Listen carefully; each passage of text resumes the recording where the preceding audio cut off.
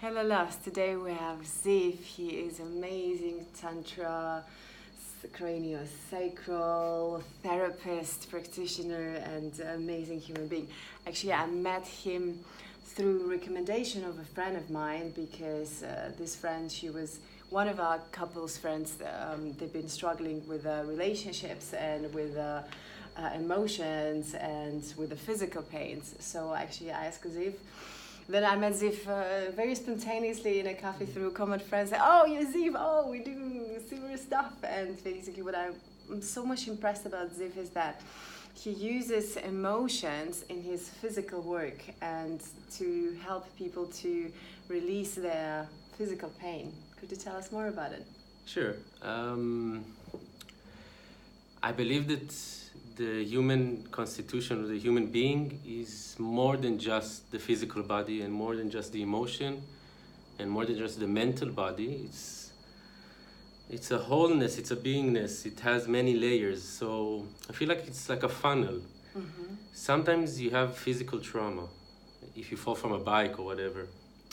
And then there's a mechanical work that needs to be done, like a chiropractic or osteopath. Mm-hmm, mm-hmm. But many times it's just about the fact that there is a thought that is being expressed or an emotion that is not being expressed, that is not in the inner alignment. And then that causes discomfort in the body. Our body always wants to achieve alignment, an inner alignment. How can we feel this inner alignment that you talk about? Peace. Peace. When we feel peace, when we feel that there is serenity, when we know what we want to do, when we feel that there is a purpose, people are looking for purpose. The beingness is the purpose, and then we dance along the way, like there's life. We enjoy the dance, we enjoy the song. And sometimes we forgot that it's a song when we need to dance and laugh and sing. And in the way, we can do whatever we want, as long as we're enjoying it. So good, that's so true. Yeah. Actually, something super valuable what Steve told me on our way here on the bike because I asked him, like, what would you do if there's, for example, lower back pain, and what are the solutions, what are the techniques, what do you approach? And you told me something about actually to allow to see, as a therapist, to allow to see where is this hidden emotion that is causing the pain and what needs to be shown. Could you tell us more about these details? How do you actually discover that emotion, and what do you do then later with that? I think first of all that the body heals itself. Like people sometimes approach me as a healer or someone who they come to have a more beneficial body or mind or emotion. And it's okay to be named as a healer. I think we're all, just by reflecting each other, we give healing to each other. But the body is the healer. Like, so if I'm giving a craniosacral session, I'm trying to bring balance to the body, and then the body is going to do the work in the next 24 hours.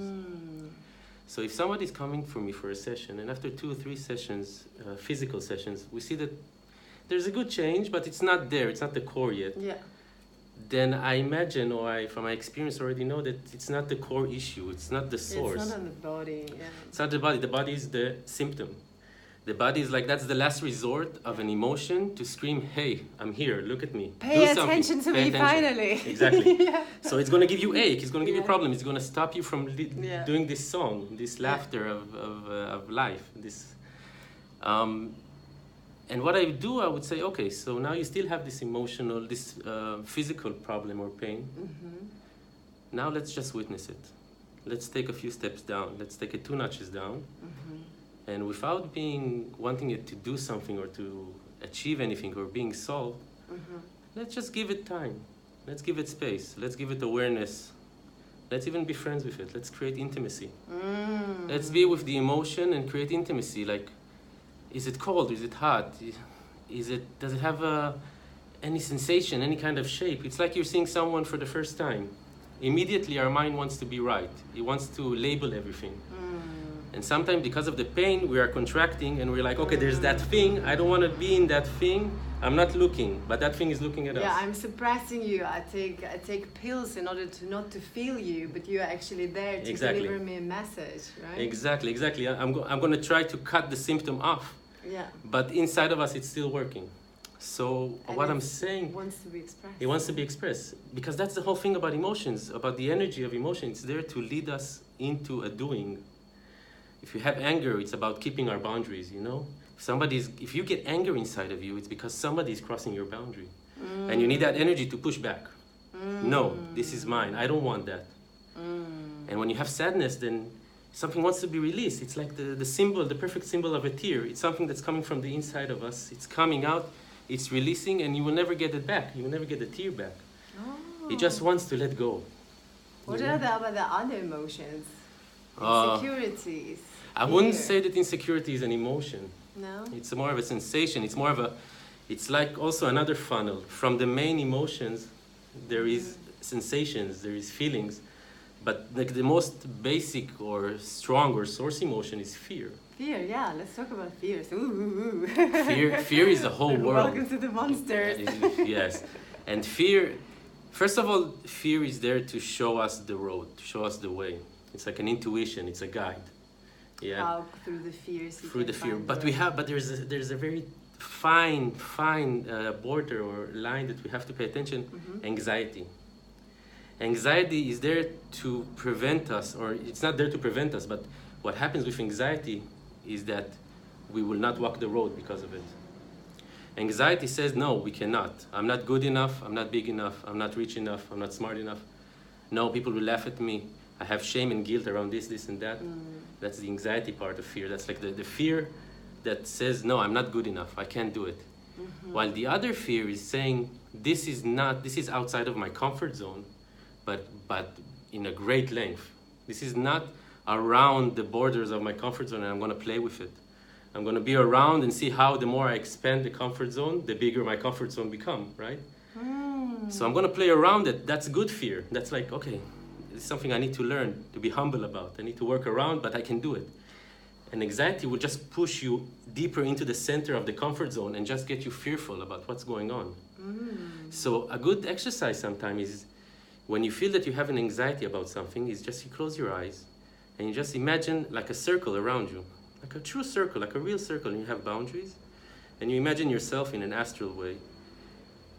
And then what you do, you just start saying, okay, what am I most comfortable about? Depends on the subject. Yes, let's say it's a confrontation with authority. So you start looking at your authorities. Okay, like let's say your parents, your mom and dad. Where are they in the comfort zone and your confrontation with them? So I'm in the center and they're a little bit here, okay?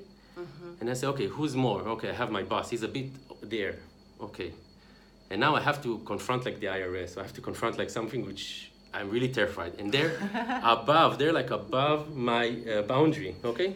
Yeah. So first of all, you close your eyes and you see that it's beyond your boundaries, and it's very hard for you right now. And that's anxiety. So first of all, you can also contact the people that you are comfortable, your authorities that you are comfortable. You can talk about it with your parents, with your brothers, teachers, guides. Tell them you have this problem and confront with them, and they'll give you empowerment. They'll tell you can do it. Yeah. And they will also save you if you're climbing a tree. They will save you and tell you, no, wait, maybe you're not seeing it from this perspective or that perspective. Yeah. Because there are authority figures that you can handle with. And then slowly, after you've done that or before, imagine yourself stepping outside of the comfort zone, outside of that circle, and imagine a scenario where you're confronting the authorities and it's happening the way you want it to be. See what happens when you can succeed. Like wear the crown over your head and see that you are able to do it, that you can do it. And just see that it's very far away from your comfort zone, and then start bringing it back closer to the border. See what actions, small actions, you can do. So if you need to talk to someone which is very far away in the authority figure, talk to smaller authority figures that you can have a conflict with. Beautiful. And then slowly, if you need to send a message, then start preparing the message. People don't write the letter, the email. Write it in the notes in your phone. Yeah. Just write it in a place that it will not send like by accident. Yeah, but you will express it out. You express it and then leave it for a day. See it again. Like the whole thing is creating intimacy. Become friends with your fears. Become friends. Where is actually like in the body do you feel that fear resides the most? It's changing all the time. From my experience, especially like I really love the chakra system. Yeah. this roadmap of energy in the body. It's a roadmap, like many other systems. I think it has a lot of value, and other systems also had a lot of value. So in the chakra system, you can see that you have, in certain levels, you can have different kinds of fears.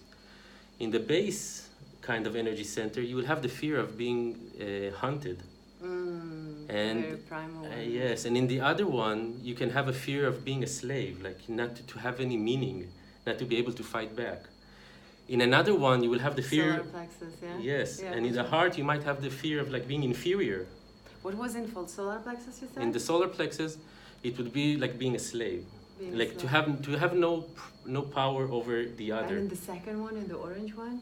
The second one, the second one, it's a lot about desire and the duality of life. Being rejected then? Being or? rejected, I would say. Beautiful, yes. It's good one, huh? It's being rejected, exactly. Yeah, so that's that the fear. you cannot express your desire, right? Yes. To being, I don't know. Yes, it's Yeah. a fear of saying your authentic truth because you might be rejected. And that's something I think a lot of people do, by the way, Yeah. is that they hold a big chunk of their truth and they're giving away 70-60% of their truth. The one that they don't mind being rejected about. But their true essence, that 20-30% of truth, they keep inside. And they have a little bit of a shame about it, or a little bit of a guilt, or a little bit of a fear. Let's move on with the fears towards the heart. So The heart, what was it? inferior, Yeah? to not be good enough. To know that I'm not good enough. Yes, it's which like is the if you fear want of the if you want to heart. give from the heart. People want to give, they really want to give. But they're afraid, let's say, to charge money for it. Yeah? They fear that they're not good enough for getting something for their time. So I'm giving it away. Yeah, throat. The throat, it's a good one. The fear, I'm not sure. Not being expressed, something like that? But that's very close to rejected. I would say maybe it's the fear of not knowing, to not have the certainty, maybe. Yeah. Like a certain, because in the throat, somehow someone might say that you have like a true wisdom or knowledge. And the fear there is that if it's not, this is why the expression is hard. People are expressed to say what they know, or their wisdom, their embodiment. Like they're afraid Fear to of show not their being mastership. seen. Yeah, something like that. I don't know. I haven't thought about it in the throat And the area. third eye? I don't believe there is the fear there.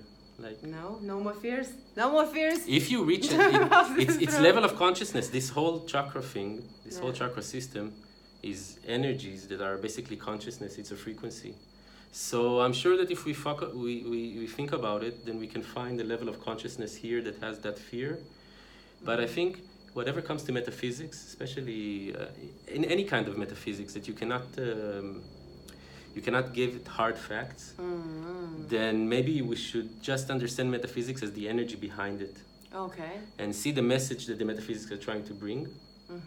And more Especially over the body. over the body, when exactly. they feel that the body is Exactly. not working anymore, there's Yes. something there. Yes, because it's misaligned. mixing all the time. Yeah. Energies are frequencies and they're mixing. So you have a little bit of the solar plexus, a little bit of the heart, a little bit of the second one, and they're all mixing together.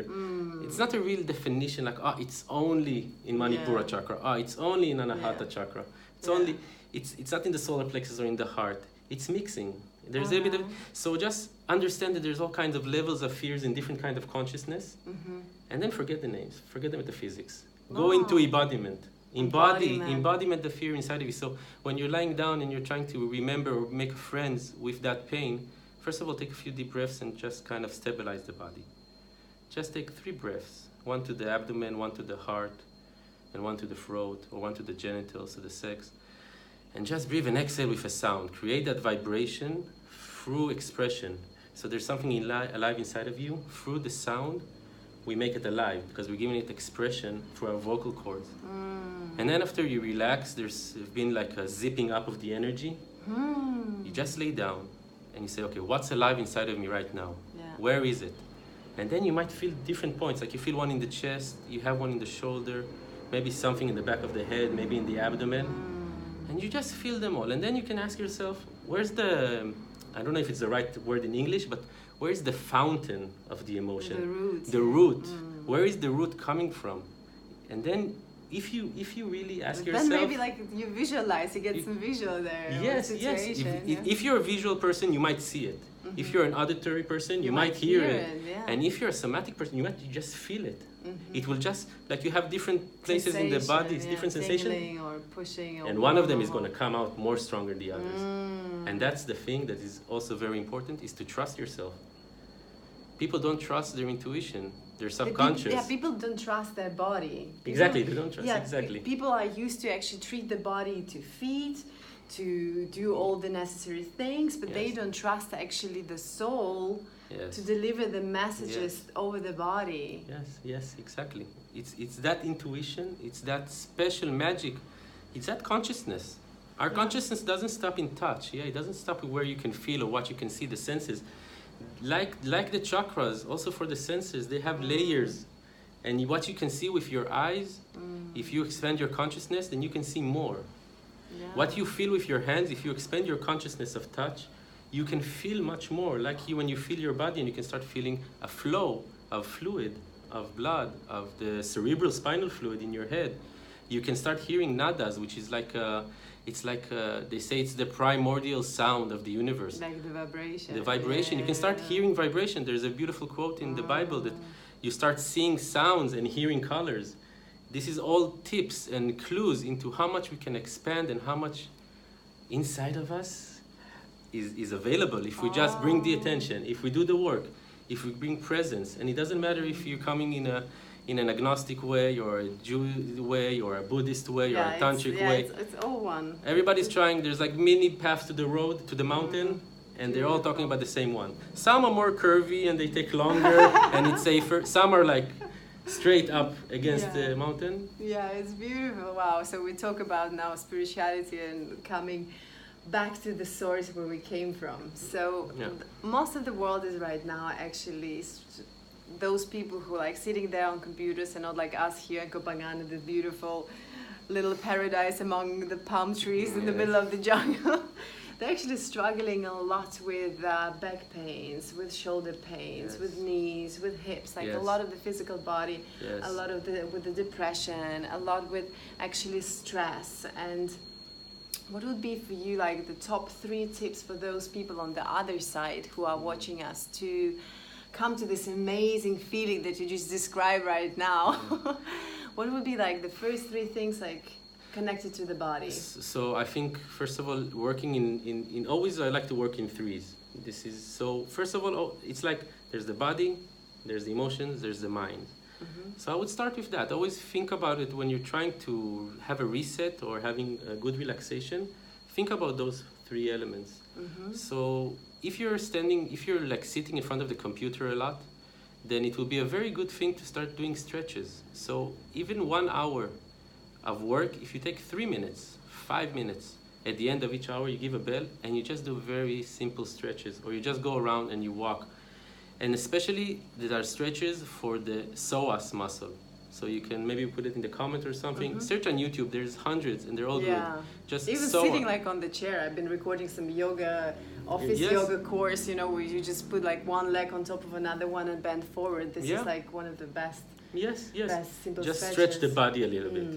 Every hour, 3 minutes. That's really easy. The problem is you have to commit and you really want to do something, and that's hard for the mind. But once you start and you see the results and you see that you don't have the back pain or it was reduced in 40-50%, that's a lot. And for the mouse finger, for the shoulders, what would you recommend? For the shoulder, first of all, if you're sitting in front of a computer, make sure that the keyboard, you cannot see my hand, but that the keyboard is in a good height position, that you're not... So let's show how. So first of all, you make sure that your shoulders are not like this, or you're not like this.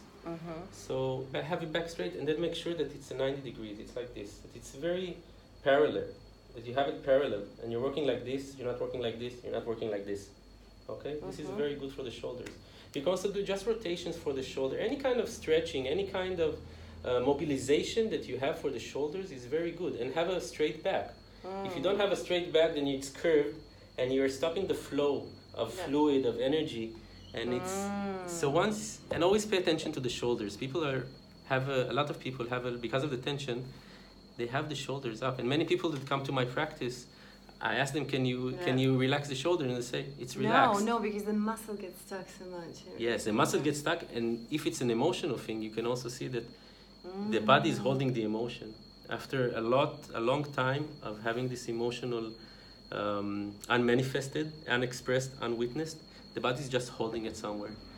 And once... So basically, like for you, like every emotion is trapped in the body in form of a muscular contraction. It's not trapped, it's just calling for attention. It just wants to be seen. Attention. It just wants to be seen. And after a while, there's like a comfort zone in the body, and certain emotions just get stuck there.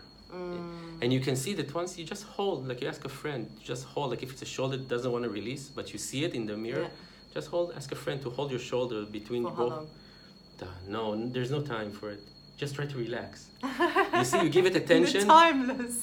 You give it attention. You just, because it wants to be seen. You give it attention and you just say, relax.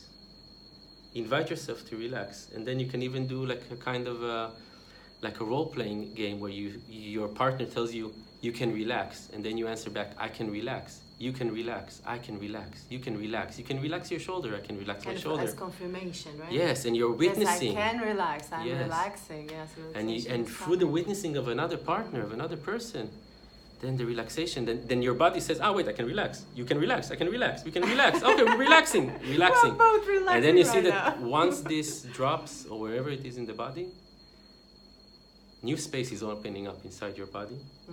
Maybe tear will want to come up because the emotion is being seen, being expressed, and it wants to be released. What we said about the emotion in the beginning. Yeah. Sadness is about letting go. What do I need to let go of? And maybe a tear would come. Stay with the tears. Stay with it. Allow yourself, and your partner can say, you are allowed to cry. I am allowed to cry. You are allowed to be seen. I am allowed to be seen. And just be witness to each other. Reflect to one another. This is also an amazing practice and exercise for not just couples, but for every kind of partnership. Yeah, couples work. Yes. It's very important. Couples work. Intimacy in relationship. It doesn't have to be a romantic couple, but it can be.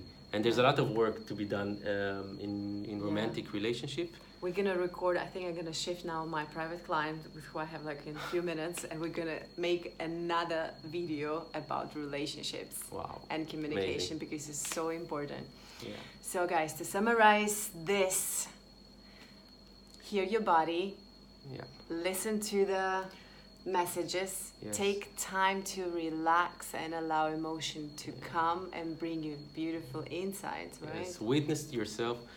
Give yourself the presence, the time to see the emotional body, the mental body, your physical body, and the connection. They're all the same. It's just like a big funnel. It's just coming down. It's manifested from the gross to the subtle, from the subtle to the gross. It's the same thing.